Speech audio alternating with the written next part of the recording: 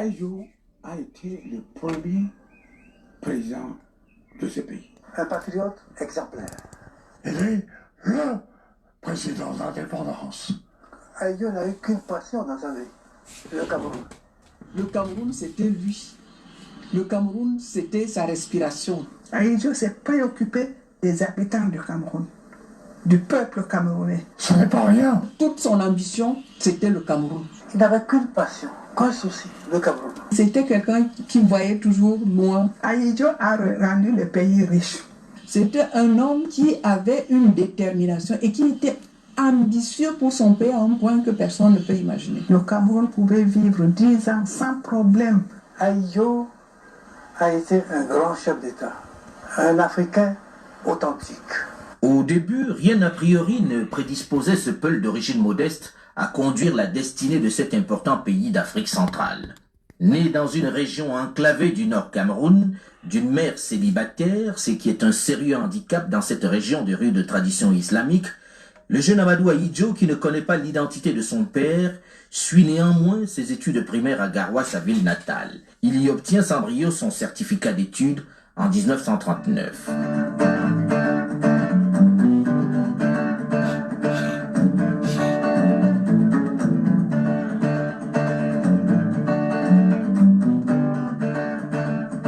Le jeune Aïdjo va donc quitter sa région du Nord pour rentrer à l'école supérieure de Yaoundé, d'où il ressort 2 ans plus tard comme opérateur télégraphiste.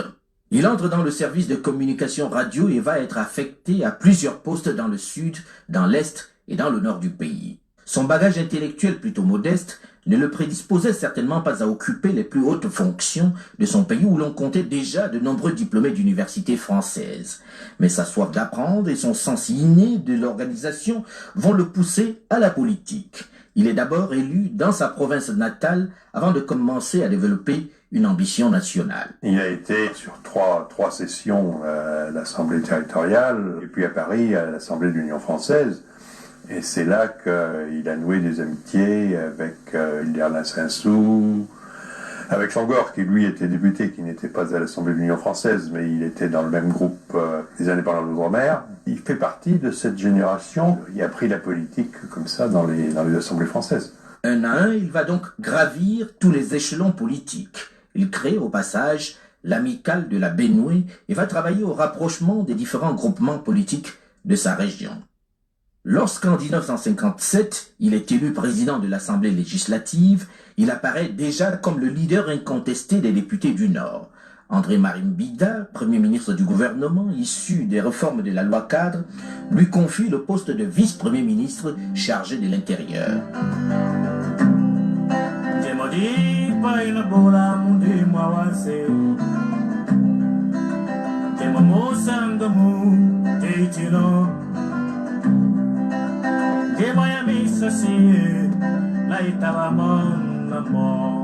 En 1958, à l'Assemblée nationale camerounaise, une crise couve.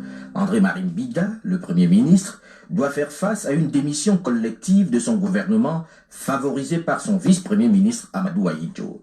Le Premier ministre n'a plus non plus le soutien de Paris. Il faut reconnaître que, après quelques mois,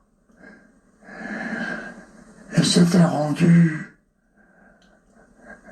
difficilement supportable par ses propres ministres et par l'Assemblée. Surtout. Et l'Assemblée l'aurait vraisemblablement renversé par une motion de censure. C'est en tout cas ce que j'avais dit à Jean Ramadier, mon successeur, lorsque je lui avais passé mes pouvoirs.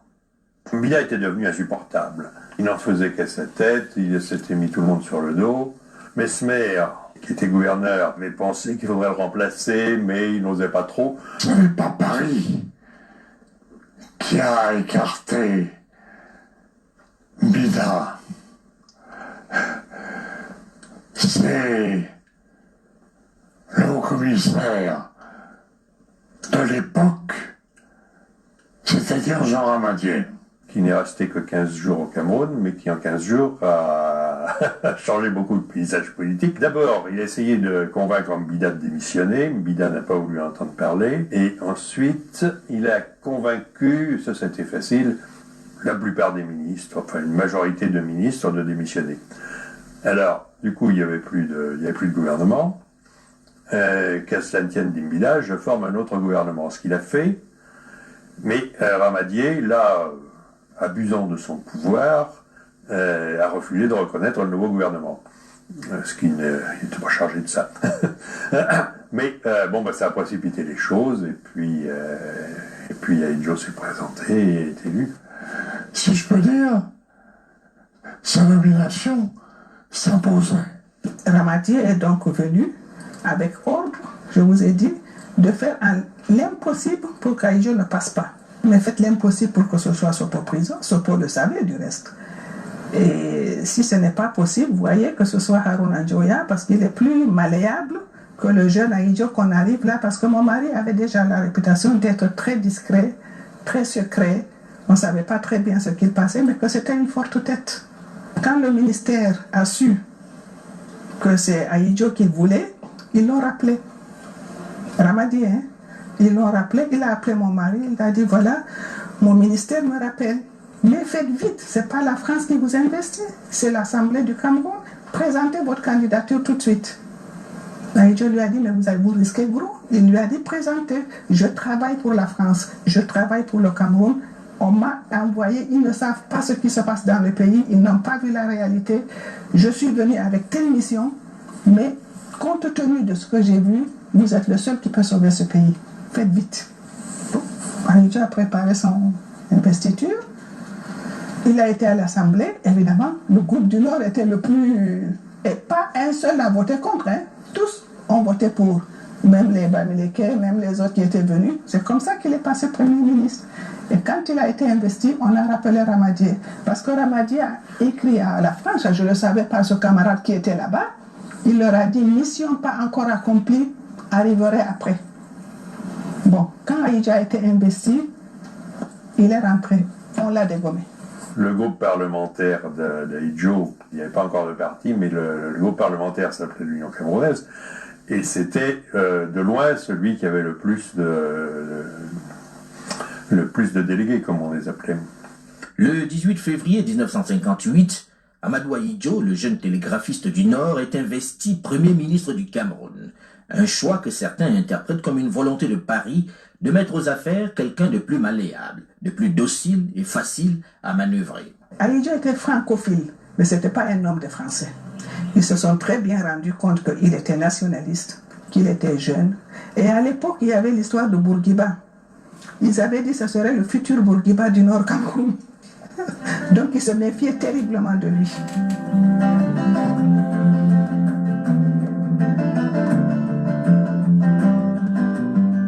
Camerounais, Camerounaises, le Cameroun est libre et indépendant.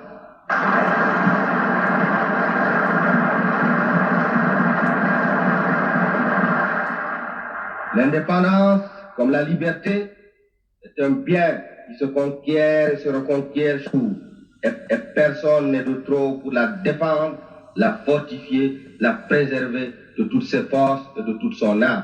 Camerounais des villes, des villages et des campagnes, nos cœurs battent aujourd'hui ensemble d'un même rythme.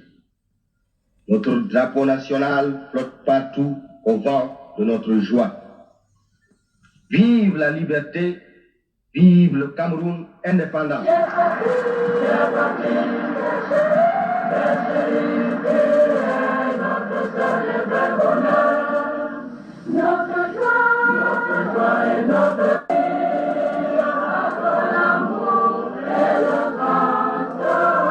Ce 1er janvier 1960, le Cameroun est le premier des 17 États qui vont accéder à l'indépendance au cours de la même année.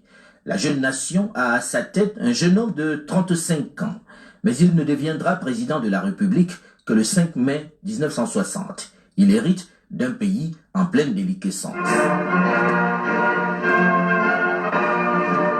Le Cameroun en ce début 1960 est un ensemble qui sort de plusieurs décennies de lutte nationaliste.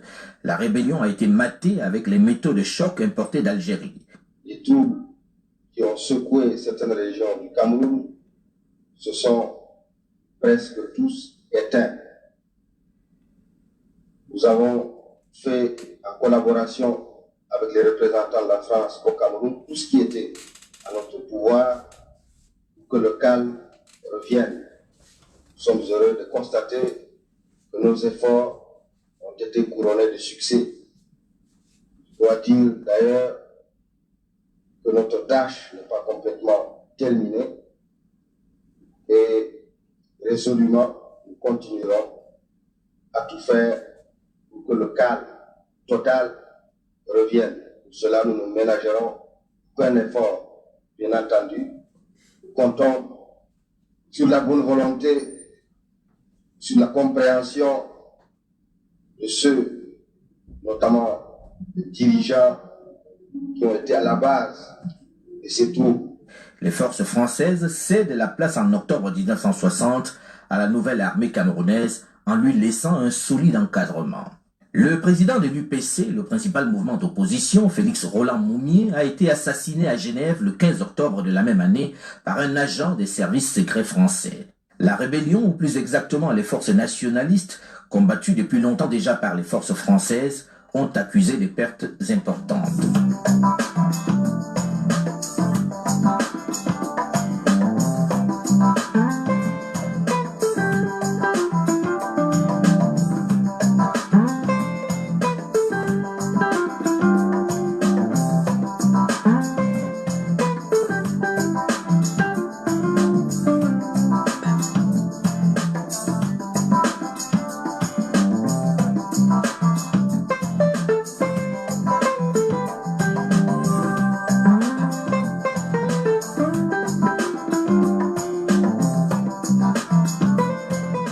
Le pays qui accède à l'indépendance est un État hétéroclite constitué de plus de 200 ethnies et divisé en deux blocs.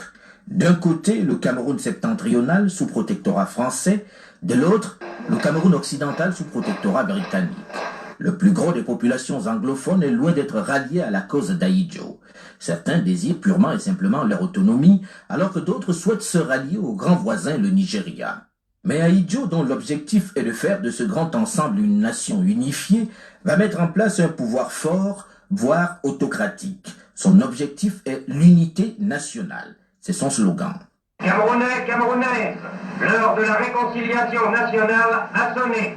C'est le jour tant attendu où il faut nous débarrasser de notre orgueil, de notre égoïsme, de nos haines passées et de nos discussions insensées, afin que tous ensemble, nous nous retrouvions dans l'allégresse au chantier de la reconstruction d'un Cameroun beau, fort et prospère.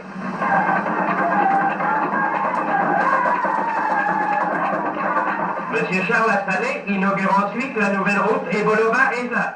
Le président Amadou Ahidjo va se rapprocher des autorités de la zone occidentale du pays pour faciliter le rattachement des deux régions, notamment avec le premier ministre du Cameroun anglophone, John Goufoncha, qui lui promet d'œuvrer en faveur de la réunification complète des deux Camerouns. À la veille des fêtes du 3e anniversaire de la réunification des deux Camerouns, le président de la République fédérale, M. Amadou Ahidjo, s'est rendu en visite officielle à Buéa, capitale du Cameroun occidental. Le lendemain de son arrivée, le président Ahidjo s'est rendu en grande pompe au stade Mouyouka, où l'attendait au milieu d'une foule enthousiaste de très nombreuses personnalités locales. L'après-midi, dans les jardins de la résidence du vice-président Poncha, un vivant spectacle de danse folklorique a été donné en l'honneur du président Ahidjo et de son épouse. I would like to assure you that we of the other sector of J'aimerais vous assurer que nous, de l'autre secteur du Cameroun, travaillons encore plus durement qu'auparavant afin de rendre possible la formation de ce grand pays, le Cameroun. Maintenant libre, il vous appartient d'entreprendre, suivant vos propres options, les négociations internationales pour les relations diplomatiques. Cependant, sachant ce que nous recherchons, nous voudrions vous conseiller de nous consulter en toutes relations internationales possibles avec les peuples libres du monde. Accueilli au palais par les honneurs militaires, le président Ahidjo devait, au cours d'une brève cérémonie, recevoir le cordon rouge symbolisant les attributs du grand maître des ordres nationaux. Il lui fut remis par l'honorable John Gufoncha, grand chancelier des ordres.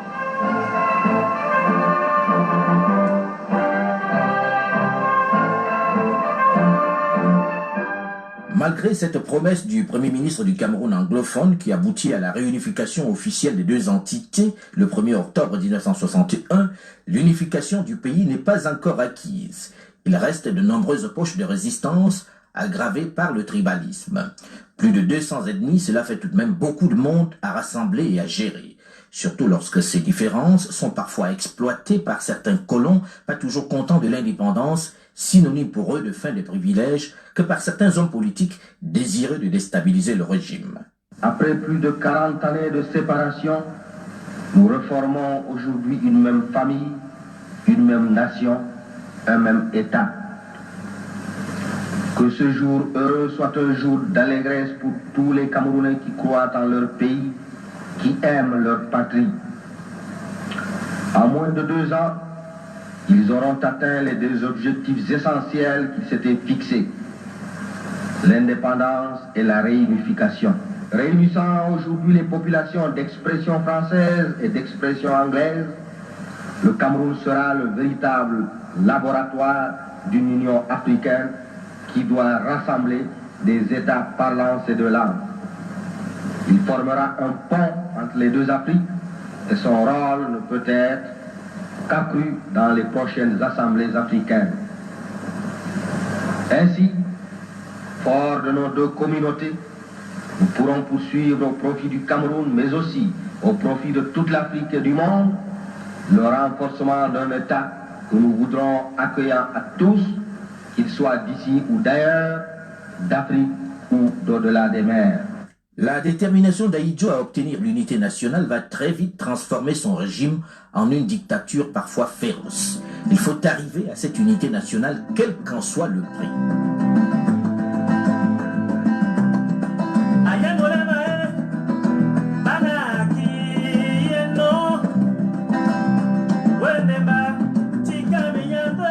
Douze ans après la proclamation de l'indépendance, plus précisément le 20 mai 1972, après un référendum au forceps, Ahidjo réussit l'unification des 2 parties du pays.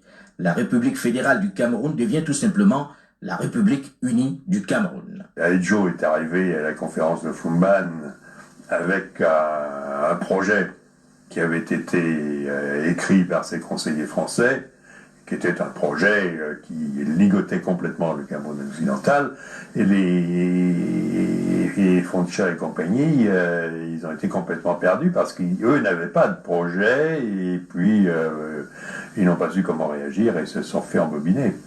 C'est un des rares hommes d'État de cette génération qui n'a jamais flirté avec le marxisme, ni avec tout l'usisme, comme vous dites. Son idéologie, ou ce qui lui tenait lieu d'idéologie, c'était l'unité nationale, c'était son slogan, et ça lui tenait lieu d'idéologie, c'était en fonction de ça qu'il prenait ses décisions, ce qui pouvait renforcer l'unité nationale.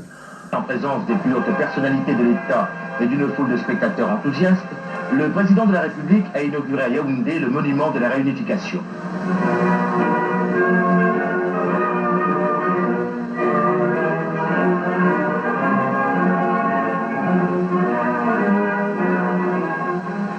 Après la cérémonie des couleurs et la revue des troupes, le chef de l'État a prononcé à cette occasion un important discours soulignant le sens symbolique et la portée historique de cette inauguration. Le nouveau monument matérialise, a-t-il dit, l'acte par lequel, dans un même élan de fraternité, les Camerounais des 2 rives du Mungo ont décidé, dans la liberté, d'unir de nouveau et pour toujours leur destin dans une même nation, une et indivisible. Ainsi sera rappelé aux générations présentes et futures leur devoir impératif de préserver en toutes circonstances et sans défaillance l'unité de la patrie camerounaise. Œuvre du sculpteur Mpando Gédéon et de l'architecte Armand Salomon, le monument de la réunification est constitué par 2 rampes hélicoïdales en béton armé, s'enroulant autour d'un poteau central et se terminant par un cône surmonté d'un phare tournant. Au pied du monument, face à la...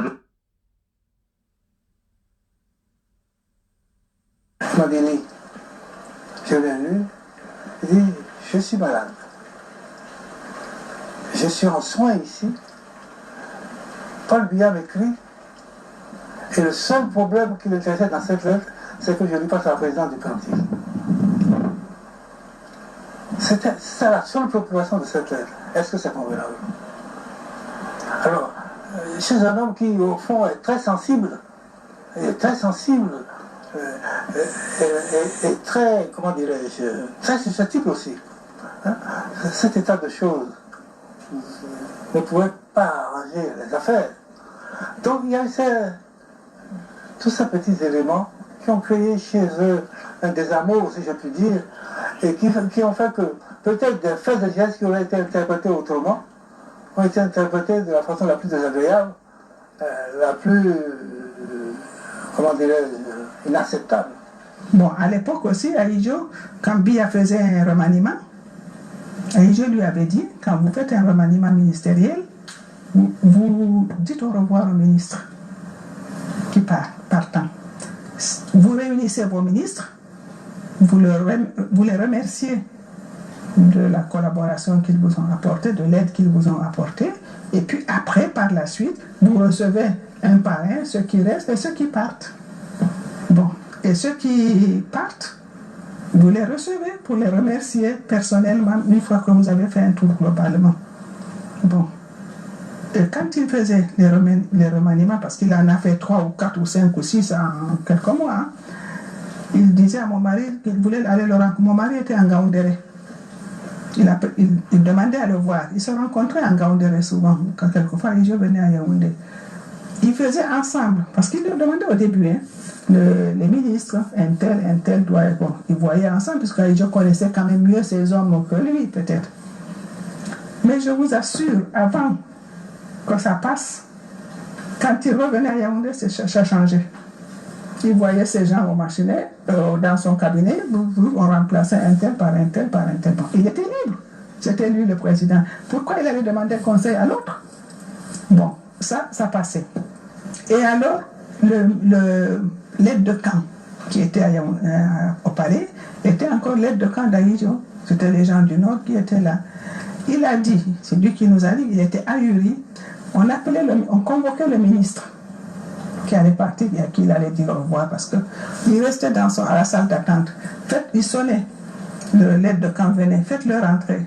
Avant qu'il aille dire au ministre, il ressonnait. L'aide de camp revenait, attendait encore quelques minutes. Il n'osait pas faire venir le type pour lui dire au revoir. Lorsque leur bisbille a commencé, c'était parti sur des bêtises. C'était plutôt affaire d'État.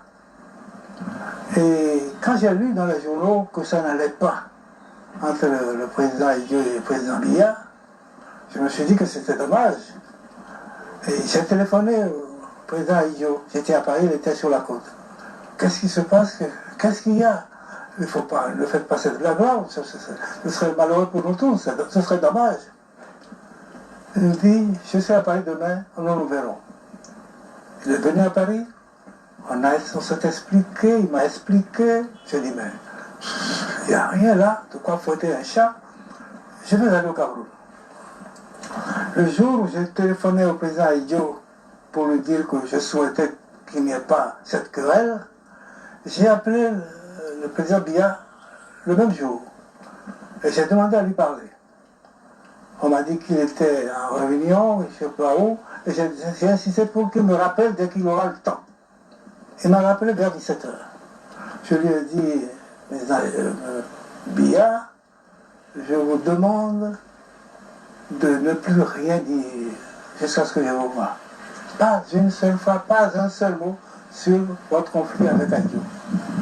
Je viens de le voir, je prends l'avion pour voir. Mais faites-moi l'amitié de ne plus rien dire. Il m'a dit, mais président, ce n'est pas nous, on nous attend, il faut bien qu'on réponde. J'ai dit, je vous en supplie, j'arrive, au moins attendez-moi avant de répondre. J'ai pris l'avion, je suis allé à Yaoundé et je suis resté, je souhaitais être reçu avant le congrès. Le congrès était convoqué. Je suis arrivé la veille du congrès et je n'ai pas pu voir le président Biya. J'ai donc attendu à Montfébé, à l'hôtel de Montfébé, toute la journée du congrès. J'ai été reçu le lendemain après-midi, en fin d'après-midi.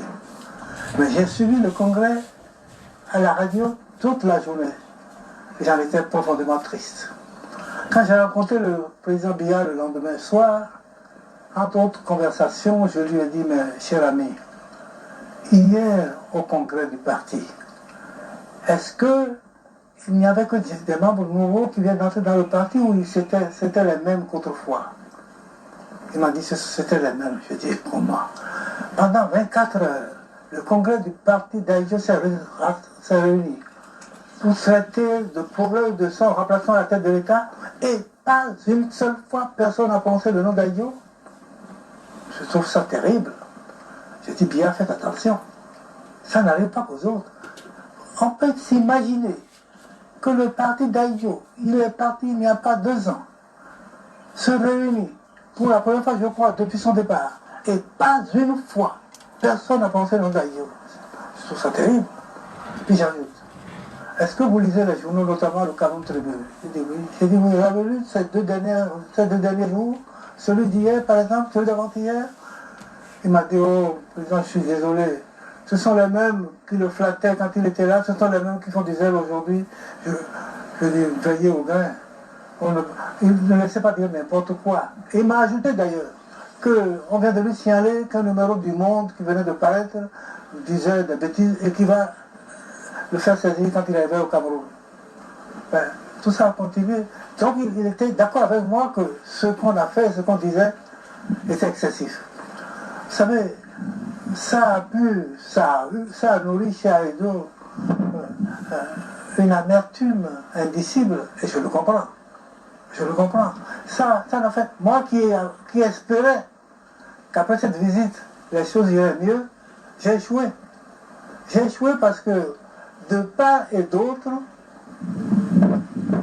j'ai eu l'impression que Biya voulait bien, qu'Aïdjo voulait bien, mais que ce qui a été dit, soit en leur nom, soit par eux-mêmes, ne contribuait pas à ce que les choses redeviennent normales.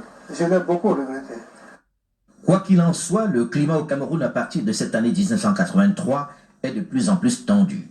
Les rumeurs intempestives évoquent l'état de plus en plus exécrable des relations entre le président Paul Biya et son prédécesseur Amadou Ahidjo.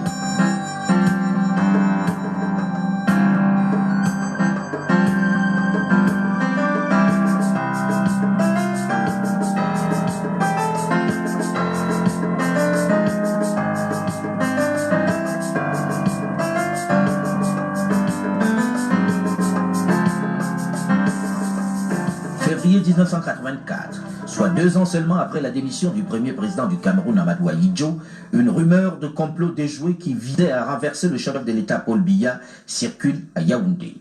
On accuse l'ancien président d'en être l'auteur. Dit que les gens du Nord qui sont à Douala et à Yaoundé sont agressés verbalement par certains hommes du Sud. À partir de cet instant, il est persona non grata dans le pays qu'il a dirigé pendant plusieurs décennies. Le régime qu'il a remplacé l'accuse de complot contre la sécurité de l'État. Je dis que j'ai honte pour le Cameroun et pour l'Afrique. J'espère que les jeunes Camerounais et les jeunes Africains agiront avec plus de responsabilité dans l'avenir. C'est tout. Mais est-ce que vous pouvez nous dire si pour vous cette décision a une importance? Est-ce que vous en tenez compte?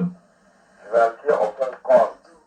Je suis évidemment triste, indigné. Vous démentez complètement que vous étiez en fuite du Cameroun? Je dément complètement et j'ai des preuves. La preuve, c'est que M. Biya, président de la République du Cameroun, m'a écrit après mon départ à Nice. Et je lui ai répondu et je lui ai envoyé un télégramme il y a 15 jours de Dakar. Donc je n'étais pas en fuite. Et je suis parti avec un passeport diplomatique piégé pour le départ, disait pour entrer en France. Et donc vous démentez absolument qu'il y ait eu un complot? Je le dément formellement. L'ancien président Ahidjo a également précisé qu'il ne comptait pas demander l'asile politique à la France, mais qu'il viendrait tout de même prochainement à Paris donner une conférence de presse. Ahidjo, qui était en vacances en France, est dès lors contraint à l'exil, même s'il se refuse d'en faire la demande à la France. Mais l'affaire ne s'arrête pas là. Le 6 avril 1984, des coups de feu éclatent dans la capitale Yaoundé. Pendant toute la journée, règne une certaine confusion rythmée par des balais de chars et des coups de canon et de mitrailleuses. Aéroport fermé, téléphone coupé, la radio muette, le Cameroun est ce soir isolé du monde et on ne sait pas très bien ce qui s'y passe exactement à Yaoundé. Ce qui est sûr, c'est que l'on s'y bat à l'arme automatique et même à l'arme lourde. Une mutinerie au sein de la garde présidentielle ébranle le régime du président Biya. Michel Srulovic. La cible des mutins camerounais, cet homme, le président Paul Biya, qui reçoit en juin dernier le président Mitterrand à Yaoundé. Une visite qui témoigne des liens privilégiés entre la France et le Cameroun. Cette tentative va être très rapidement matée par des forces loyalistes. De nombreux putschistes sont sous le verrou, d'autres sont en fuite. Le président de la République, son Excellence Paul Biya, se trouve en lieu sûr et sa vie n'a jamais été mise en danger tout au long de cette entreprise criminelle.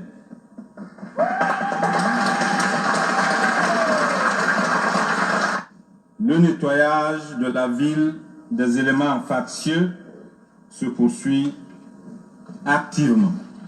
Aujourd'hui, l'opinion internationale sait et doit savoir que ce complot n'était que réalité et que si certains malpensants ont cru devoir mettre en doute et sa véracité et le verdict du tribunal y consécutif aujourd'hui. Le verdict de l'histoire est là. Il est sans appel. Les ennemis de la République, les ennemis de l'unité nationale sont désormais démasqués et mis à nu.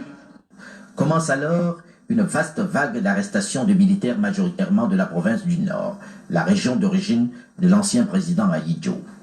À nouveau, on voit derrière cette tentative la main de l'ancien homme fort du pays, ce qu'il dément naturellement. Mais l'on se base sur une interview de lui diffusée sur une radio française, RMC, où il ne condamnait pas le putsch pour l'incriminer définitivement.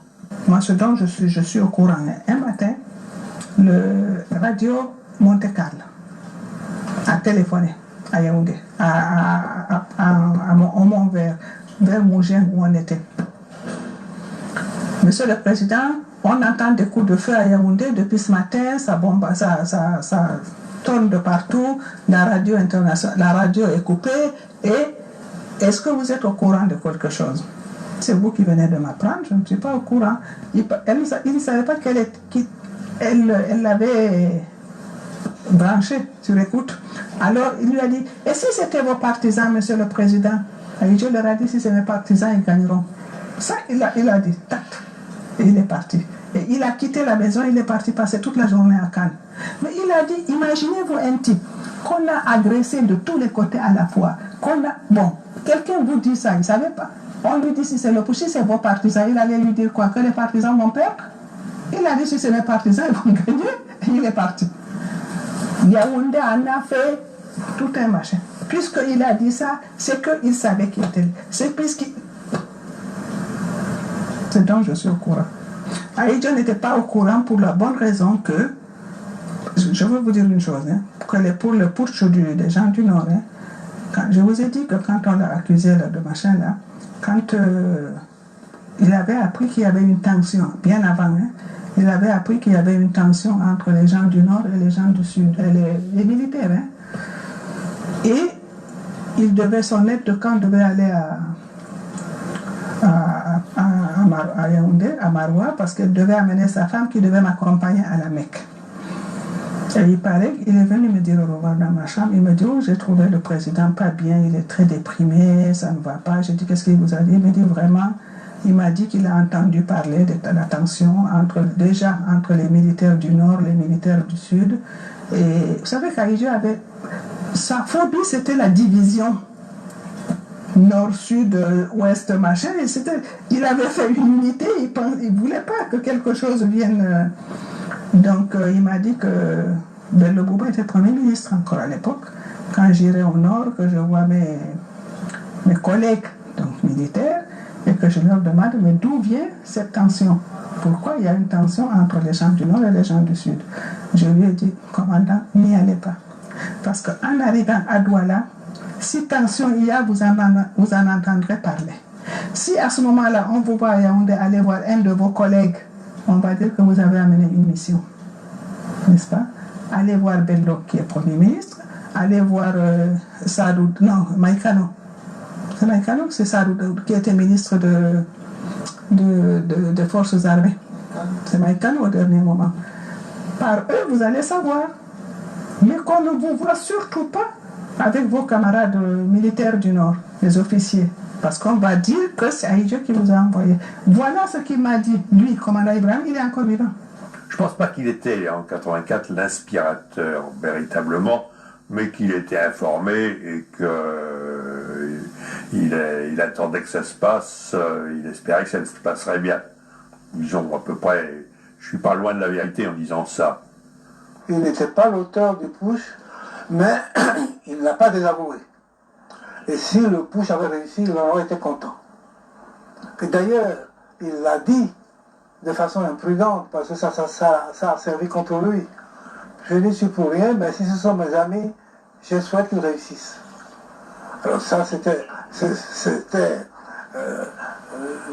une façon, on a compris, je l'ai commandité, je veux la réussite.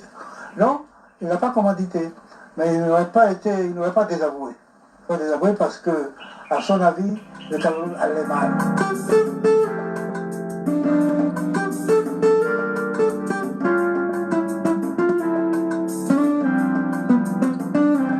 Ce putsch signe définitivement la rupture entre Aïdjo et Paul Biya. L'ancien président de la République est condamné par contumace à la peine de mort. Vous êtes accusé, on vous envoie. Je pense qu'un accusé a quand même le droit de savoir de quoi il est accusé et de préparer sa défense. Pas à 6000 km. Et on a dit qu'on a envoyé ça, la maison qui était sous-scellée, on a envoyé ça à Garoua. Alors qu'on savait qu'on était à Yaoundé, puisqu'on avait tout le staff camerounais ici, on avait nos militaires, on avait les serviteurs, on avait la garde et tout ça. On a envoyé ça à Garoua. Quand même, écoutez, il ne faut pas prendre pour des gens pour des imbéciles. 5 ans pour injure de chef d'État. 5 ans pour injure de chef d'État, n'est-ce pas? Et puis, condamnation à mort, mandat international, exécution sur la place publique. Non, mais vous vous rendez compte? Mais il faut pas le Saint-Esprit pour... Mais les juges là qui ont jugé, ces juges-là, c'est Aïdjo qui les avait intronisés.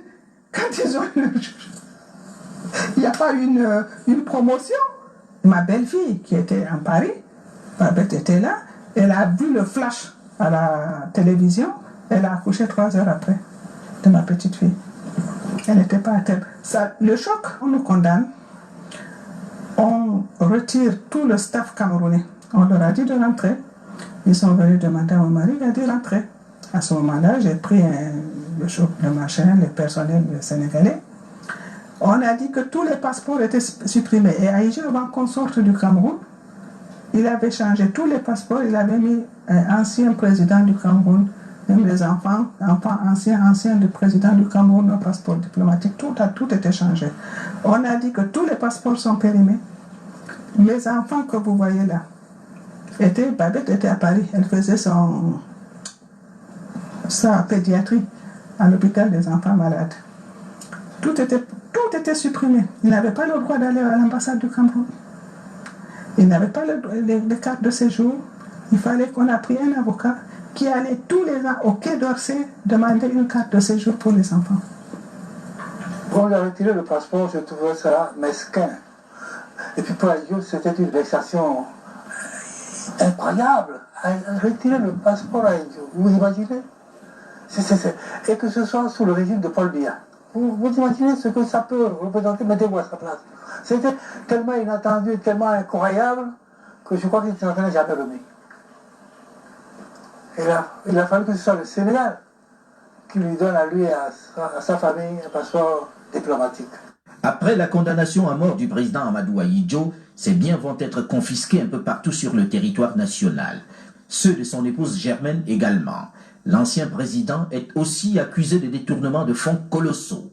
On parle de plusieurs milliards de francs déposés sur des comptes dans des paradis fiscaux, notamment en Suisse.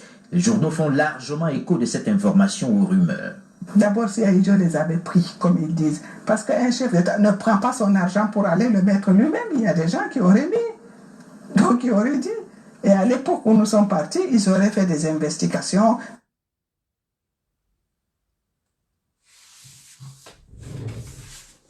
Et des trucs comme ici, il avait pris, comme ils ont dit, ils auraient gelé. Ils avaient même dit, j'ai entendu des inepties, que l'argent qu'il avait placé en Amérique, l'argent du pétrole, bon, il y avait un ministre chargé de gérer, il avait même dit à Biya, surtout ne touchez pas à cet argent, c'est l'avenir du Cameroun. Ne touchez pas parce qu'il y a la crise qui est arrivée. Donc ça va vous sauvegarder pour le Cameroun. Non seulement c'était parti, le ministre, bon, je ne me rappelle plus lequel était parti, mais les Camerounais ont trouvé le truc, on a laissé que la clé, les clés soi-disant du coffre. La signature de ce qu'il avait signé en Amérique, qui c'est qui avait cette signature? Est-ce que c'est sa femme? Parce que si on n'avait pas la signature, les autorités camerounaises n'auraient pas pu y toucher. Mais c'est tellement inepte. Vous démissionnez, vous prenez les choses de l'État, vous partez avec la signature. C'est tellement rigolo que moi je ris quand j'entends parler de ça. J'ai dit, mais si j'avais cette signature, j'aurais été signé. Vous peur. Et tout ce qu'il a laissé, il les a laissés au Cameroun. Ahidjo a rendu le pays riche. Ahidjo s'est préoccupé des habitants du Cameroun, du peuple camerounais. Il avait fait des histoires des agriculteurs, il avait prévu tous les secteurs, il avait fait le plan quinquennal avant de partir, les routes, le machin, il avait tout fait et Bois a laissé des preuves du reste qu'ils avaient tout fait. Sauf qu'il a oublié se servir. Parce que lui, le service de l'État, servir l'État, c'était servir le pays. Ce n'était pas se servir. Et je vous avoue que moi aussi, je pensais que la même chose. Je ne pensais pas que ça pouvait en être autrement. J'aurais voulu, j'aurais souhaité qu'il soit parti avec beaucoup d'argent. Sincèrement, maintenant, je l'aurais souhaité. Parce qu'à l'époque, j'imaginais que c'était comme ça. Ahidjo était fait pour gérer, pour servir le pays, et non pour se servir. Il a oublié de se servir. Voilà. C'est tout ce que je peux dire. Quand on est arrivé à Dakar, je vais vous dire même de la solution. En fait, on avait un petit immeuble ici, comme je venais à Dakar souvent, qui était mis en vente. C'était même par Sissoko qu'on avait su. Et il m'avait dit, va voir, est-ce que ça vaut le coup. À l'époque, il y avait tellement de coups d'État, tout ça là. Et j'avais vu ce petit immeuble qui avait 3 étages. Et il y avait une école pas loin, un lycée pas loin. Il y avait un jardin d'enfants pas loin. Je lui ai dit, ça vaut le coup, comme c'est vraiment bien donné, ça vaut le coup de prendre, on ne sait jamais. Ce qui peut arriver, je peux me retrouver là avec les enfants, les petits-enfants. Bon, on a pris cet immeuble, il l'a acheté, n'est-ce pas? Et il a demandé à Senghor l'autorisation de faire 2 étages. On a donc transformé le petit immeuble, on a fait 5 étages. C'est de ça qu'on a hérité. Il avait des biens immobiliers, mais pendant... Vous savez, un chef d'État, il est correctement payé, même si un chef d'État africain en général, et au Cameroun en particulier, n'a pas un salaire très élevé, mais il n'a quasiment pas de frais. Donc pendant les 25 ans qu'il a passé au pouvoir, il a fait des économies, il les a placées, bon, c'est pas... Sa fortune apparente, en tout cas, ne dépasse pas ce qui peut avoir été acquis de cette façon. Et il était c'était un homme très rigoureux. Et il est arrivé d'ailleurs, cherche des exemples, mais il est arrivé des moments où il n'était pas d'accord avec sa femme, ou qu'il estimait qu'il aurait dû trouver un peu plus de... Je ne sais pas par quel moyen, mais il y a des moyens où elle pensait qu'il aurait pu mettre un peu plus d'argent de côté, et puis il considérait que ce n'était pas des moyens très rigoureux, et il s'opposait. Ce que j'en sais, c'est qu'il y avait de quoi vivre. Mais qu'il ait ramassé des milliards et des milliards, je l'ai vu vendre certains appartements qu'il avait. Je l'ai vu vendre, et j'ai vu sa famille vendre à sa mort certains appartements qu'ils avaient. Est-ce que quand on est riche à milliards, on vend son patrimoine? Il avait, de son vivant, de quoi vivre, c'est vrai. C'est exact. Il était à l'aise, il n'était pas pauvre. Mais les milliards dont on parle, vous savez que sur les revenus du pétrole, on a dit Aïdjo a mis tout le compte à l'extérieur. C'est vrai qu'il ne voulait pas que ce soit impliqué dans le budget général afin qu'on ne le dilapide pas. Mais le compte à l'extérieur, c'était au compte au nom de la République du Cameroun. Il ne pouvait pas y toucher, il ne pouvait pas en faire son affaire, il ne pouvait pas avoir d'enfants. C'était au Cameroun. Ça appartenait au Cameroun. C'est le Cameroun qui en a hérité, comme c'est normal. Alors les gens confondent ces fonds placés à l'extérieur au nom du Cameroun avec le fait que ces fonds appartenaient à Aïdjo. Si ça lui appartenait, évidemment, on pourrait dire qu'il a des milliards, ce qui n'est pas le cas. Ce push manqué et ses conséquences relancent le débat sur les raisons réelles du départ du président Amadou Aïdjo.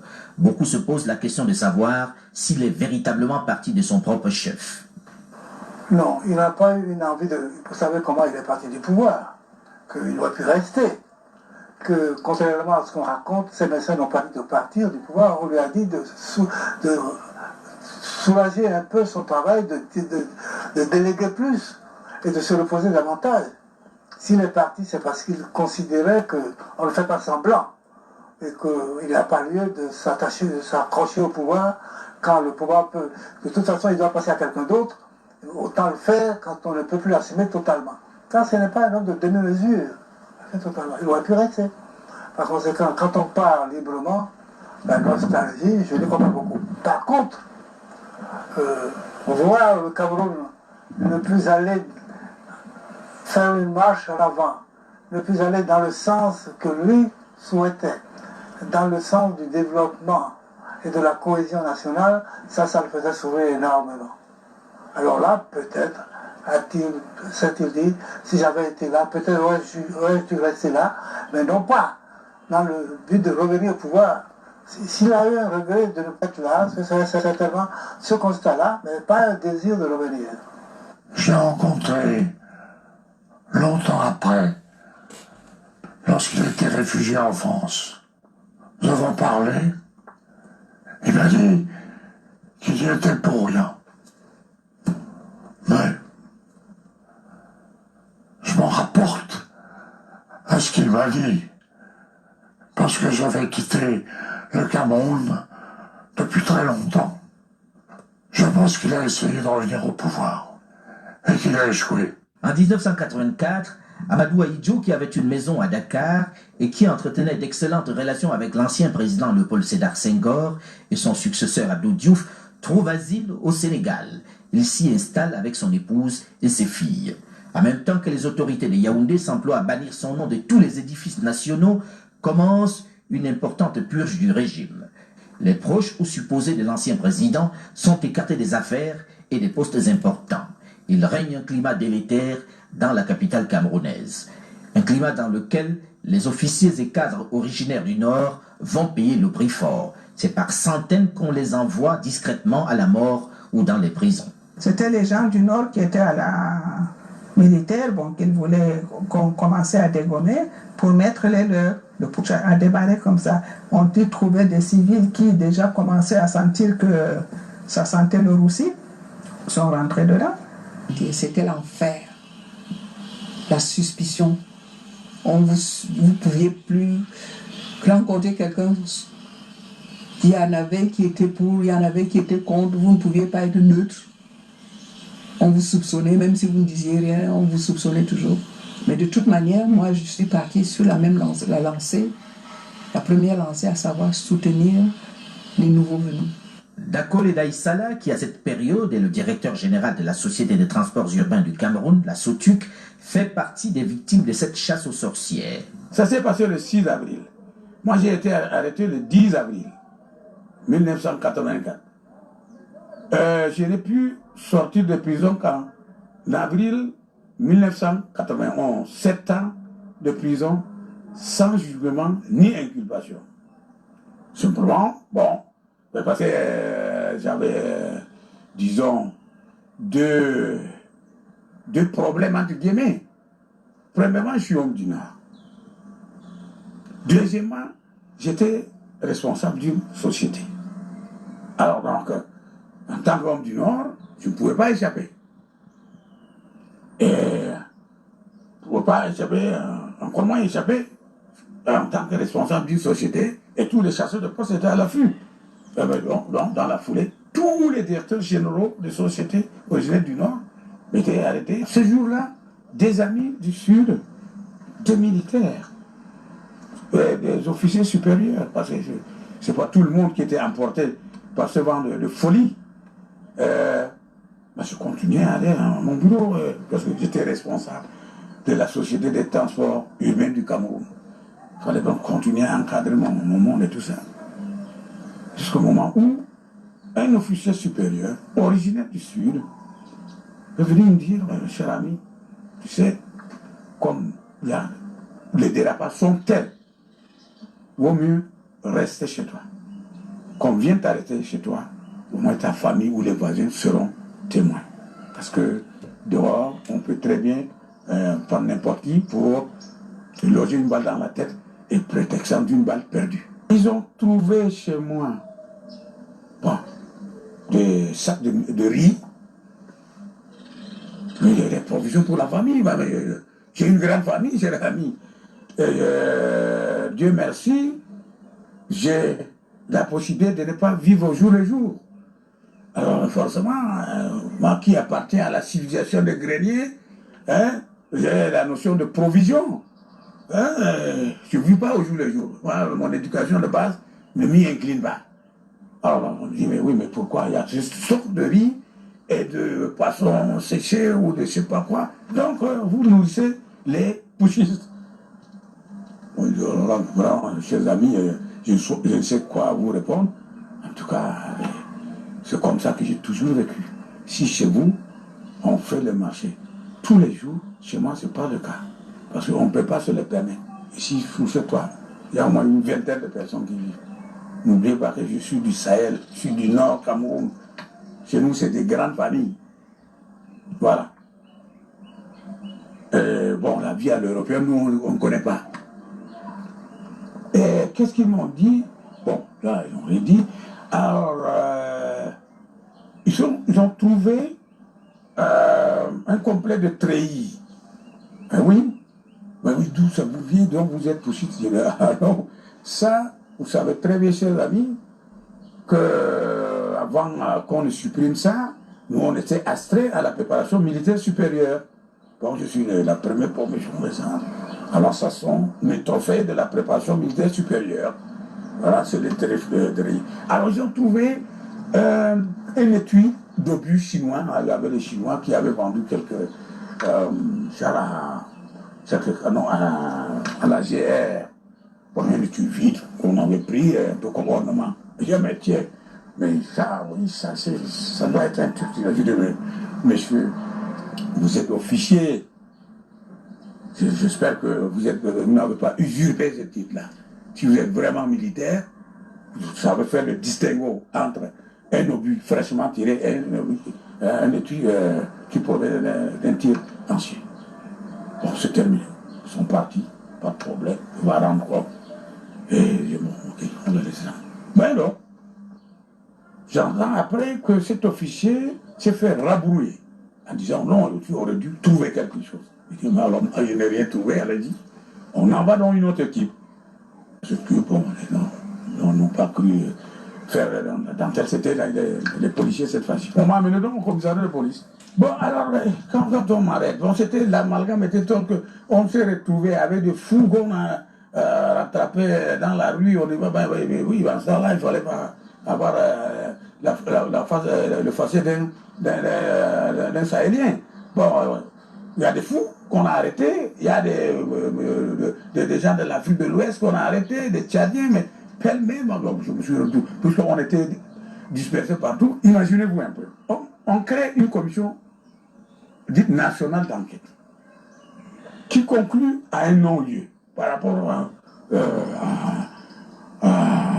tous ces directeurs, collègues directeurs généraux de sociétés. Mais non, on dit non, de toute façon qu'ils attendent. On n'a pas été libérés. Sans oublier que quand on était à la Sémile, on venait nuitamment extraire des dizaines d'entre nous, on les amenait en Balmayo pour les exécuter. Au milieu de la décennie 80, l'ancien président Amadou Ahidjo s'installe définitivement au Sénégal. Un déménagement forcé qui ne l'empêche pas de continuer de s'intéresser au Cameroun, sa passion. Il en souffrait beaucoup. Et il souffrait beaucoup, pas de l'exil qu'il a eu, parce qu'il disait que ça, un homme politique, c'est un homme politique. Il pensait quand même pas qu'il serait exilé du Cameroun. Ahidjo avait dit, il a toujours pensé à un coup d'État, on le tue, où il est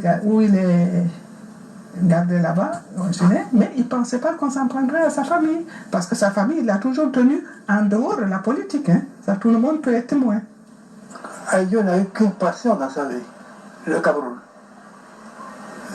Je l'ai vu en exercice, je l'ai vu après, quand il était en France, quand il avait quitté le pouvoir. Je l'ai vu dans le jour ordinaire, je l'ai vu le jour d'apparat, je l'ai vu au Cameroun. Il n'avait qu'une passion, qu'un souci, le Cameroun. Le développement du Cameroun, l'avenir du Cameroun, le respect, qu'on respecte le Cameroun. Et il y tenait beaucoup. Et tout ce qu'il a pu faire est conditionné par ces trois éléments-là. On s'est retrouvé à Dakar, bon, on a encaissé. Ahidjo a vécu dans l'amertume, si vous voulez. Je ne peux pas vous dire qu'il a vécu ça bien, il a vécu dans l'amertume, mais en plus, il apprenait que ça allait mal au Cameroun. Que ça dégringolait, que le Cameroun était en train de... Je vous ai dit, il a entendu à RFI une fois, il a fait une crise de nerfs parce que le Cameroun était devenu un pays à plus haut risque que le Tchad à l'époque. Hein, et que le Cameroun était à genoux, que le Cameroun était devant la Banque mondiale, que le Cameroun était devant le FMI. C'est là, le jour-là, qu'il m'a fait sa crise de nerfs en me disant, mais comment ils ont fait? Le Cameroun pouvait vivre 10 ans sans problème avec ce que j'ai laissé parce que la crise existe depuis 1973 et on a fait en sorte pour que le Cameroun ne le sente pas. C'est ce qu'il a dit. Et c'est vrai que quand nous sommes partis du Cameroun, moi je ne sentais pas qu'il y avait la crise, que ceci, que cela. Il se mourait de savoir son pays. Il dit que tout un peuple allait souffrir parce que les gens n'ont pas su gérer. C'est ça qu'il m'a dit. Tout un pays allait souffrir parce que les gens n'ont pas su gérer.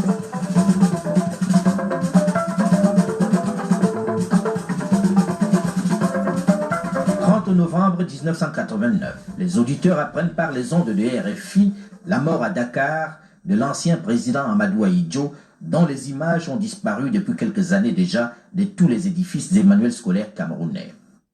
À Dakar, pendant cette semaine, elles sont nombreuses, les personnalités, les représentations diplomatiques qui se bousculent à son domicile pour lui rendre un dernier hommage.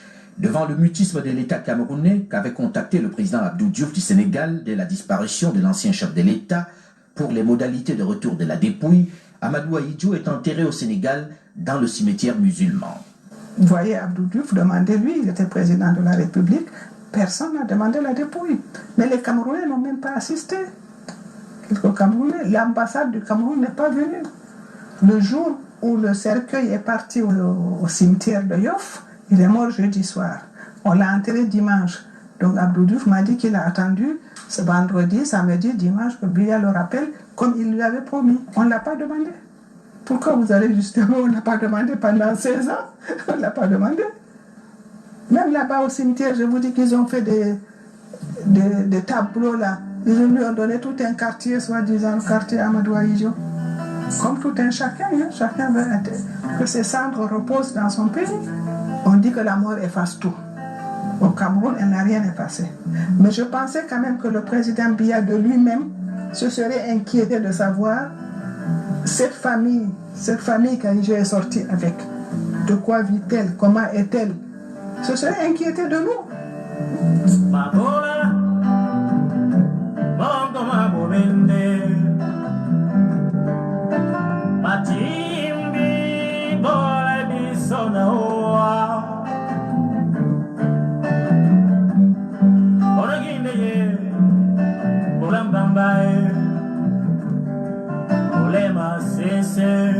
En 1992, le vent des démocraties qui souffle sur le continent arrive au Cameroun. Dans le contexte passionnel des élections pluralistes qui se préparent, le nom de l'ancien président Aïdjo, qui était jusque-là banni, refait surface dans les lieux publics et les meetings. De nombreux hommes politiques de l'opposition, parmi lesquels ses anciens adversaires, militent en faveur de sa réhabilitation. La même année, l'Assemblée nationale, dans un souci d'apaisement, finit par voter une loi d'amnistie en faveur du président et de tous ceux qui ont été condamnés avec lui pour la tentative de putsch. Mais sa dépouille va rester au Sénégal. Moi, j'estime, je pense, personnellement, Aïdjo n'est pas un fonctionnaire ou un simple Camerounais venu mourir à Dakar, n'est-ce pas?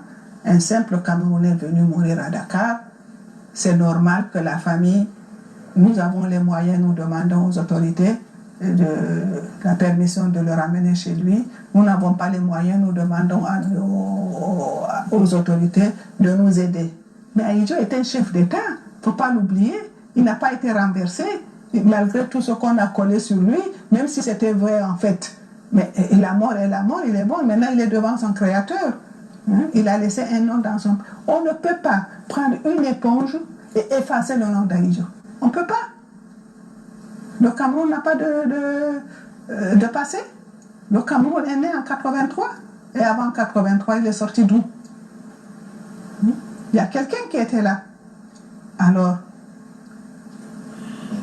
vous ne pensez pas, vous, sincèrement, je n'ai pas d'animosité contre quelqu'un. Je n'en veux à personne. Je ne suis pas en train d'insulter. Je n'ai des conseils à donner à personne. Je n'ai pas d'ordre à donner à personne. Mais à l'heure actuelle, j'estime que Aïdjo a droit à une réhabilitation officielle. Que j'entende de mes oreilles, Amadou Aïdjo est réhabilité. Il y a quelqu'un encore des hautes autorités qui m'a dit, mais réhabilité de quoi? D'avoir donné le pouvoir? Je crois que là aussi, il y a eu un malentendu.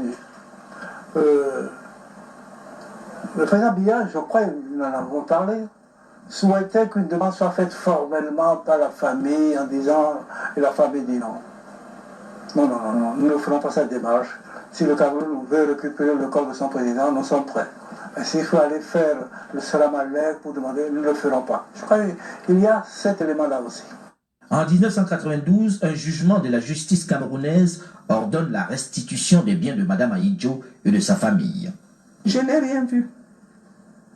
Arbitrairement. Nos biens ont été retenus arbitrairement. Je n'étais pas concernée. Les enfants n'étaient pas concernés. Et il avait promis, le président Biya avait promis au président Houphouët de faire la main levée depuis la première année. Elle n'a jamais été faite. Et non seulement, moi, c'est ma maison familiale, je n'ai pas de maison de louer, c'est ma maison familiale à Mokolo qui a été démolie complètement, jusqu'au matelas, tout. On a rendu les déchets, soi-disant les déchets ou je ne sais pas quoi. Bon, Babette, elle avait peut-être une maison, Aïssatou avait une maison, Aminatou avait une maison, c'est tout, voilà ce qu'ils avaient. Les enfants du président Aïdjo n'avaient pas des maisons locatives où vous pouvez aller au Cameroun, vous pouvez aller voir, visiter Garoua, visiter Mokolo, visiter ce qu'on avait. À Kribi, on avait un terrain, c'est vrai, qui n'est pas construit, qui est au bord de la mer, je ne sais pas, à 6 km de Kribi. Avec toute l'estime et toute l'amitié que j'ai pour le président Paul Biya, et que malgré tout je lui ai conservé, car je n'ai connu Biya qu'à travers que par Aïdjo. Mais je dis que dans leur conflit, Aïdjo n'a pas tous les torts. Et Paul Biya n'a pas tous les torts non plus. On peut trouver chez chacun des raisons de ne pas être content. Mais ceci dit, j'ai inspiré avec une attente haletante à la mort d'Aïo un propos de Paul Biya. Je me suis dit, ce n'est pas souhaité, mais voilà une occasion. Biya va parler. Il va dire, cet homme qui vient de mourir, je ne suis plus d'accord avec lui. Il y a eu de graves choses entre nous, mais c'est un grand Camerounais. Enfin, ouais, hein, je salue, je m'attendais à quelque chose comme ça. Oh, qu'est-ce qu'on a entendu? Un ministre camerounais qui était de passage à Paris à l'ambassade de Cameroun, qu'on interrogeait le jour de la mort ou le lendemain de la mort d'Aïo, a dit, nous n'avons pas le temps de parler des fantômes. Ça m'a rendu, je me suis dit, non, vraiment, je n'ai pas le temps. Et bien n'a rien dit. Pas de condoléances, rien. C'est dommage. Je crois qu'on l'a encore, comme toujours, nous avons raté une occasion. À l'heure actuelle où je vous parle, je n'ai pas le passeport camerounais, n'est-ce pas? Mes enfants n'ont pas de passeport camerounais. Mes petits-enfants sont à l'école, 3 petits-enfants, qui ne savent pas, Foka, leur pays d'origine, qui n'ont jamais mis les pieds au Cameroun. C'est pas vrai? Nous nous débrouillons comme nous pouvons. Jamais le Cameroun n'a fait allusion à nous. Jamais. Ma mère est décédée au Cameroun. Elle a été malade. Beaucoup de Camerounais ont été à son deuil. C'était pas à moi. Je pense que c'est pas à moi à réclamer les passeports qu'ils ont retirés d'eux-mêmes. C'est eux qui ont retiré. Je pense que les gens qui ont retiré quelque chose, vous les rendre. S'ils estiment que vous devez les avoir. En tout cas, lui, je suis sûr qu'il sait. Et que ces gens, ceux qui sont autour de lui, le savent. Mais ça, maintenant, je disais un jour à Madame Abdou-Diouf, je peux prendre un tam-tam ici, et les griots devant et derrière, crier dans tout Dakar, on m'a rien laissé, je n'ai pas d'argent, on a des difficultés, personne ne va me croire. Parce qu'on parle de chef d'État africain. Mais je n'étais pas de cela. Toutes les années, à la date anniversaire de la disparition de l'ancien président Ahidjo, alors que les Sénégalais interpellent les visiteurs qui viennent se pencher sur la tombe de leur ancien chef de l'État pour savoir quand sa dépouille retrouvera sa terre natale, au Cameroun, le débat sur le retour de son corps continue de susciter des passions et de diviser. Et c'est là jusque dans les arcanes du pouvoir. Ce serait le moyen le plus sûr pour réconcilier beaucoup de Camerounais.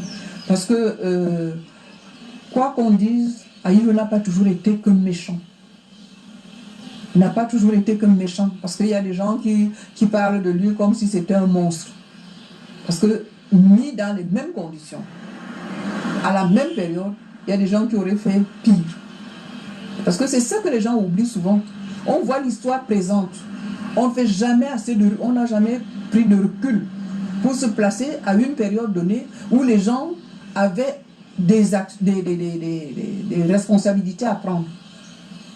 Et quand il fallait prendre ces responsabilités, vous savez, toutes les responsabilités ne sont pas toujours... on ne les prend pas de bon cœur, c'est-à-dire de gaieté de cœur. Et il y a des gens qui parfois gênent tellement que le pouvoir est obligé de prendre des décisions dramatiques. Mais je dis que ce débat est sans objet. Ben oui, ce que on aurait dû faire, nous, Camerounais, de façon spontanée, en tant que nation civilisée,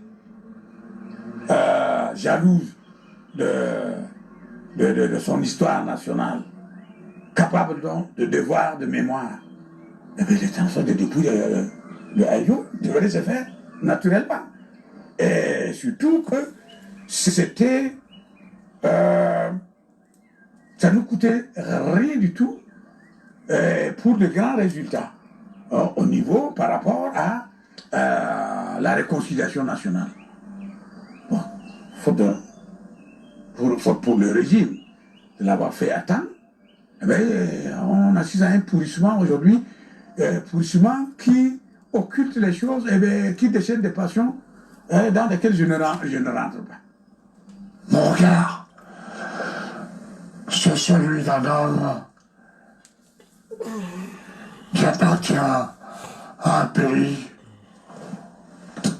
qui qui a connu ce genre de problème avec Napoléon Ier, aujourd'hui encore avec Napoléon III, qui est toujours en Angleterre. Et je vous réponds que c'est au Camerounais de décider. Au Cameroun, à la faveur des années et de la pression du public, quelque peu nostalgique d'une période un peu faste sur le plan économique, certains édifices, quelques artères et infrastructures ont été rebaptisés au nom d'Ahidjo. Et chacun établit désormais, avec un peu moins de passion, le bilan de son passage à la tête de l'État camerounais. Je pense que Ahidjo était un grand patriote. Et c'est ça qui a fait le Cameroun. C'était un homme qui aimait beaucoup son pays.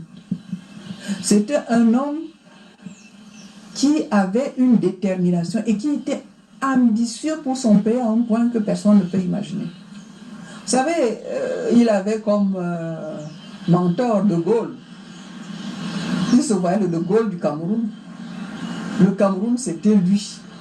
Le Cameroun, c'était sa respiration. Le Cameroun, c'était lui. Le Cameroun, c'est-à-dire que je crois que toute son ambition, c'était le Cameroun. Il a créé l'État.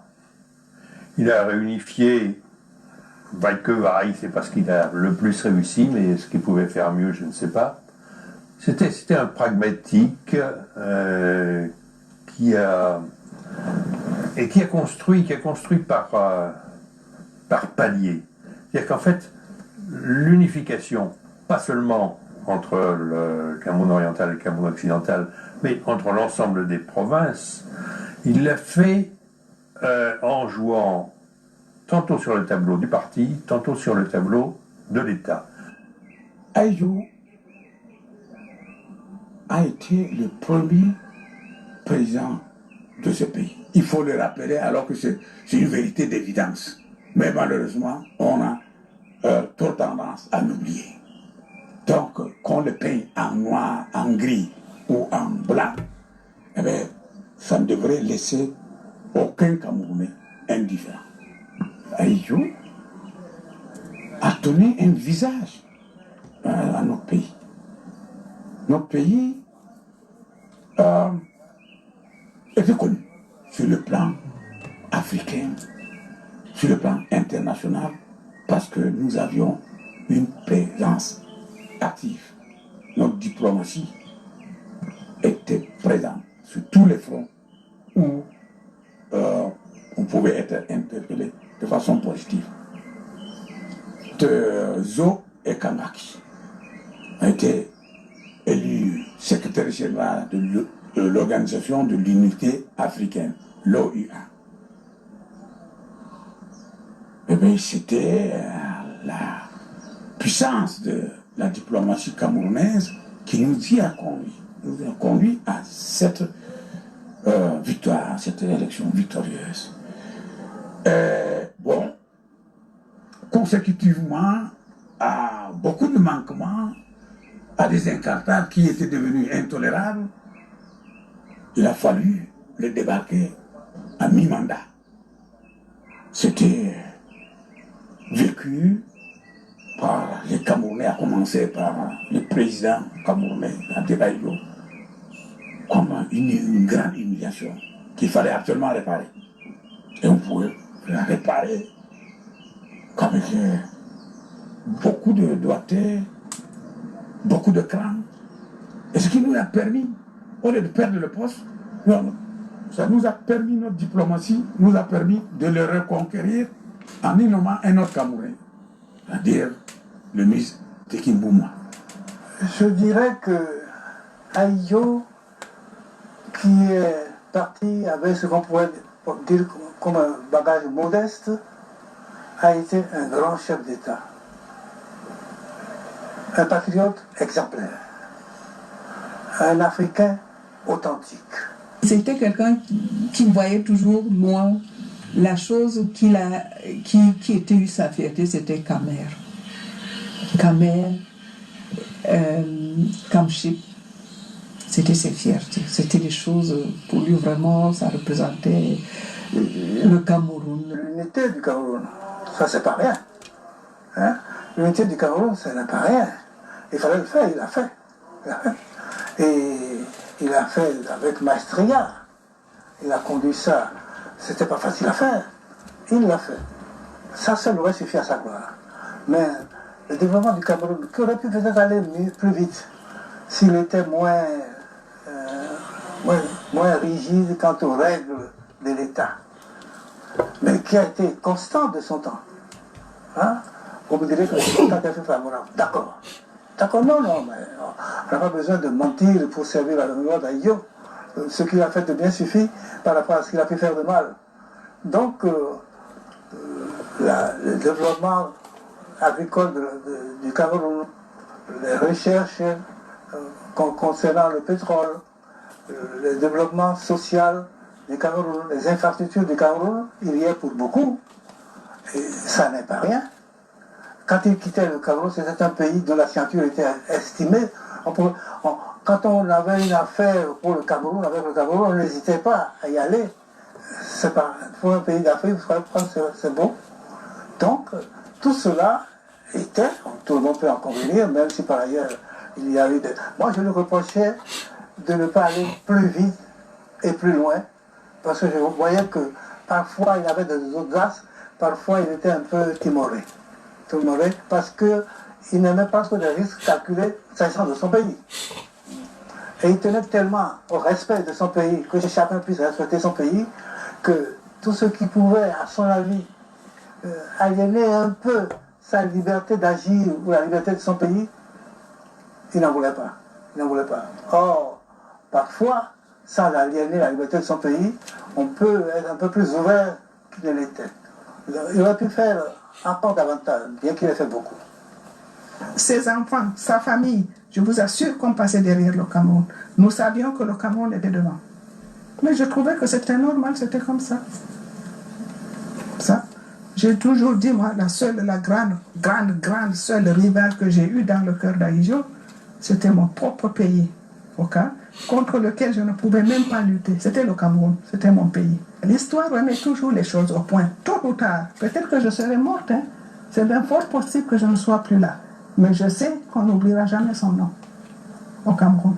Ça, c'est une certitude. Ceux qui avaient pensé au départ qu'on pouvait effacer d'un coup d'éponge ce nom-là, qu'on ne le prononce jamais, se sont trompés. Aïdjo n'avait que deux passions, si je puis dire, le Cameroun et la lecture. Le Cameroun, tout ce qui est pour être bien fait au Cameroun et bien pour le Cameroun, le réjouissait. Tout ce qui pouvait nuire au Cameroun ou était mal fait au Cameroun le faisait souffrir. Je crois que cet homme n'a vécu que dans cet amour-là. Le Cameroun, je disais, papa, le Cameroun, fout nous la paix. Moi, j'aime mon pays, mais quand même, parlons d'autre chose. Non, mais vraiment, on n'imagine pas à quel point ça a hanti, c'était le Cameroun. Pas la nostalgie du pouvoir, mais le développement et le devenir du Cameroun. À tort ou à raison, il avait l'impression que les choses n'allaient pas aussi bien que de son temps, alors qu'il aurait souhaité que ça aille mieux. Peut-être se trompait-il, mais c'était sa conviction. Il a été le Premier ministre et le président du gouvernement et le président de la République du Cameroun pendant les années qui ont suivi l'indépendance. Il est le président de l'indépendance. Ça n'est pas rien. Il est le président de la réunification. Ça n'est pas rien. Si, globalement, comme l'affirme quasiment tout ce que nous venons d'écouter, le passage d'Aïdjo à la tête de l'État camerounais est plutôt bien apprécié, sa famille, du moins sa veuve, semble, elle, avoir été quelque peu oubliée, comme la dépouille de l'ancien président au Sénégal, sans passeport. Voilà mes enfants, elles sont malheureuses, elles sont avec moi. Elles n'ont pas de passeport camerounais.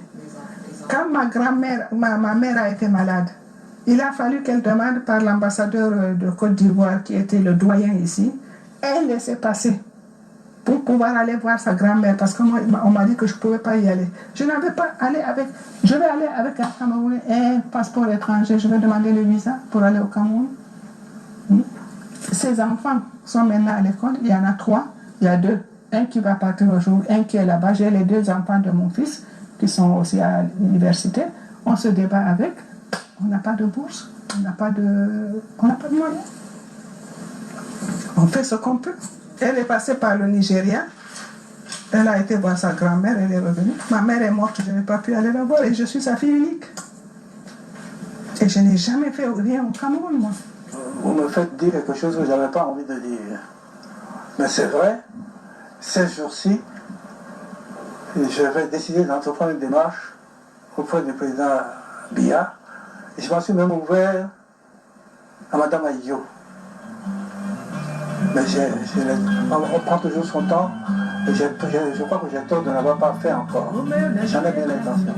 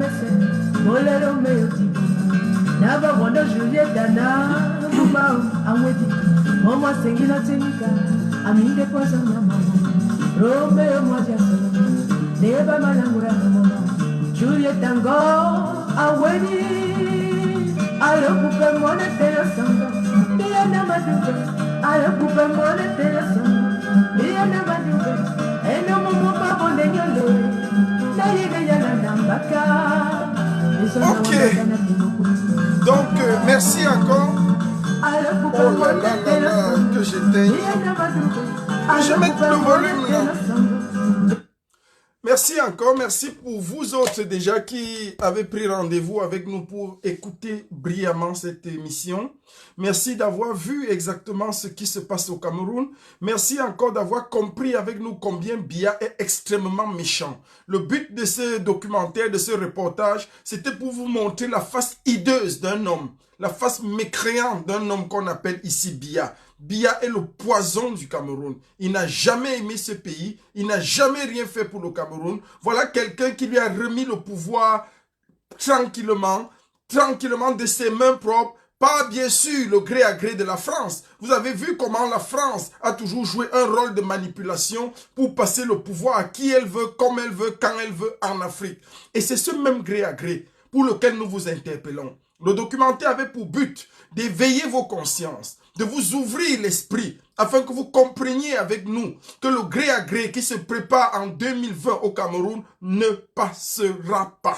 Ça ne passera pas. C'est pour ça que nous sommes éveillés. C'est dans cette optique que nous ne dormons pas. C'est dans cette optique que nous veillons jour et nuit, que nous combattons cette tyrannie, que nous combattons ce régime dictatorial. Biya est décédé et il faut que les gens qui aujourd'hui au Cameroun veulent nous faire croire le contraire, puissent assumer sa dépouille, qu'il présente le corps de Biya aux Camerounais, qu'il nous présente son corps en bonne et due forme, afin que, comme Aïdjo, il soit enterré hors du Cameroun. Parce que nous sommes certains et clairs là-dessus, Biya n'aura jamais droit aux obsèques nationales tant que Aïdjo n'est pas enterré au Cameroun. Cela ne peut pas, cette double forfaiture de l'histoire, nous ne pouvons pas l'accepter. Biya, tu as été un poison pour le Cameroun. Biya, tu as été un démon pour le Cameroun. Et nous voulons te faire assumer cela. Nous voulons te faire payer cela.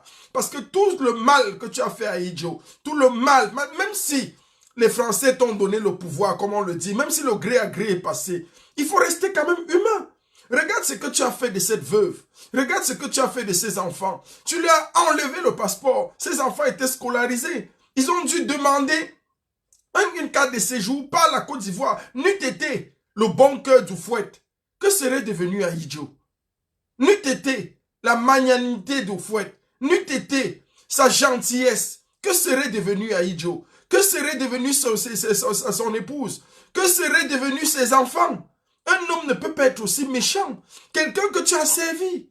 Il faut quand même avoir un minimum. Le minimum dans la vie, c'est ce que Biya n'a pas eu. Et tu crois, toi Biya, que tes enfants vivraient heureux, même comme tu es décédé là?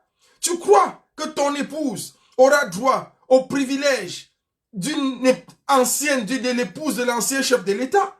Tu crois que tes enfants seraient traités comme les enfants d'un ancien chef de l'État? Mais détrompe-toi.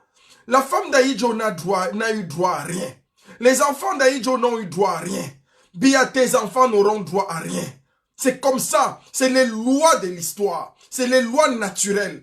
Comme tu as fait à Ahidjo, nous veillerons à faire cela à tes enfants. Et après, on bâtira maintenant un Cameroun prospère et nouveau où tout le monde, où les anciens chefs d'État pourraient être déclarés comme des sénateurs, comme des personnes influentes dans la nation. Et ils travailleraient ensemble et nous y travaillons. Nous voulons te dire une seule chose, Biya.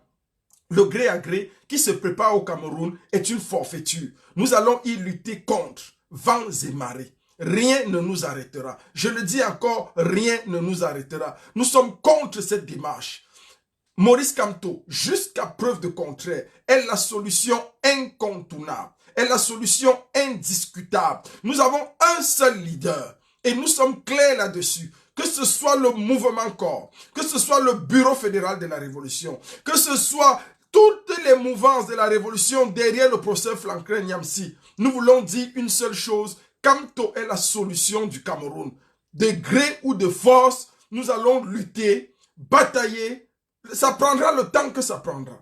Ça prendra des décennies que ça prendra. Ça prendra des mois, des années que ça prendra. Ça prendra des mois que ça prendra. Ça prendra des heures que ça prendra. Mais tant que Maurice Kamto n'est pas investi à étudier, nous continuerons la lutte. Nous sommes inscrits dans une démarche et nous le savons. Elle peut être longue. Elle peut prendre des décennies encore. Mais nous sommes préparés. Et même si vous atteignez à la qualité physique de Maurice Kamto, soyez sûr d'une chose, c'est que nous avons érigé son programme de société qu'il a bâti pour le Cameroun. C'est-à-dire le kamtoïsme va vivre même après l'homme. Vous ne pouvez pas changer ça. Après lui, il y aura d'autres. Le kamtoïsme pourra être porté par Mamadou Mota, pourra être porté par Tyrian Noah, pourra être porté par Maître Smith, pourra être porté par Albert Zonga, pourra être porté par Pende Koka, pourra être porté par n'importe qui, Maître Ndoki. Le kamtoïsme survivra. Parce que le kamtoïsme est au-delà de tout ce qu'on peut imaginer. C'est une philosophie. C'est une philosophie, c'est un état d'esprit. C'est quelque chose dont nous avons besoin. Et le Cameroun en a plus que jamais besoin. Kamto a apporté au Cameroun la lumière. Et il est hors de question que cette lumière ne luise pas dans le cœur des Camerounais. Il est hors de question que cette lumière ne luise pas dans le vécu et le quotidien de tous les Camerounais. Merci encore pour cette émission. Chaque jour comme ça, à Corps Média TV, nous allons vous présenter un documentaire. Nous allons vous présenter une émission chaque matin. Et chaque soir, bien sûr, matins et soirs, vous aurez un documentaire, au moins sur Corps Média TV, qui parlera de l'histoire du Cameroun, qui parlera tantôt même de la chute des dictateurs. Nous allons voir aussi également dans les jours à venir comment est-ce que les dictateurs ont échoué. Et nous allons à partir de là comprendre pour comment est-ce que Biya également a échoué et est mort, bien que ces gens refusent de montrer sa dépouille. Que Dieu bénisse le Cameroun. Que Dieu vous bénisse, vous, chers téléspectateurs. Et que Dieu bénisse nos efforts. Que Dieu nous donne la force d'être en diaspora, bien sûr, d'être focalisé derrière un leader en diaspora qui a été choisi lui-même par le président élu. J'ai nommé ici le professeur Franklin Nyamsi. C'est celui-là désormais qui, de manière inéluctable, est en train de porter le combat idéologique, le combat structurel, le combat même physique pour la lutte contre la tyrannie de Biya. Nous allons tous, nous, leaders de la diaspora, nous ranger derrière cet homme et ensemble, nous allons propulser, nous allons donner de l'impulse à notre combat et à nos revendications. Merci encore pour tout ce que vous avez fait. Merci pour vos efforts. Merci pour votre temps d'attente. Merci encore pour la clémence et ce que vous faites pour nous. Je dis merci à tous les combattants, à tous les Camerounais, tous ceux qui au Cameroun rêvent d'un Cameroun meilleur, tous ceux qui au Cameroun rêvent de se lever dans les rues et d'envahir la poste centrale. Le moment arrive et un seul homme connaît le moment, c'est Maurice Kamto. Soyez patients, soyez conciliants. Nous continuons de frapper dur de ce côté pour que l'émergence, les conditions d'une bonne émergence et d'une bonne structuration du combat soient établies pour vous au Cameroun. Que Dieu bénisse le Cameroun, que Dieu bénisse la révolution et que Dieu maudisse encore du fond de ses entrailles tout le biaïsme et tout ce qui porte ce mouvement, ce courant diabolique et satanique qui a tué et pillé le Cameroun pendant plus de 40 ans. Merci. Passez une bonne journée. À tout à l'heure.